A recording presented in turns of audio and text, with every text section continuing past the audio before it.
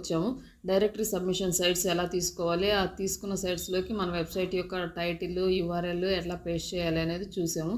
Next మనం ఇప్పుడు social bookmarking sites అనేది చూస్తాము. ఫ్రీ సోషల్ బుక్ మార్కింగ్ సైట్స్ని మనం ఆన్లైన్లో వెతుక్కోవాలి.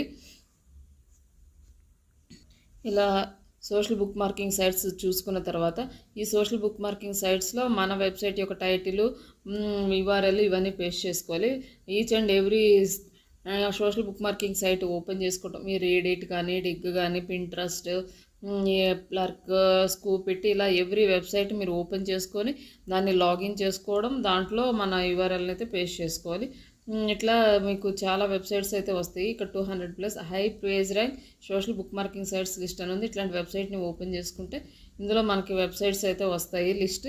అందులో మనం high domain authority and high page authority and లో స్పామ్ స్కోర్ ఉన్న వెబ్సైట్స్ని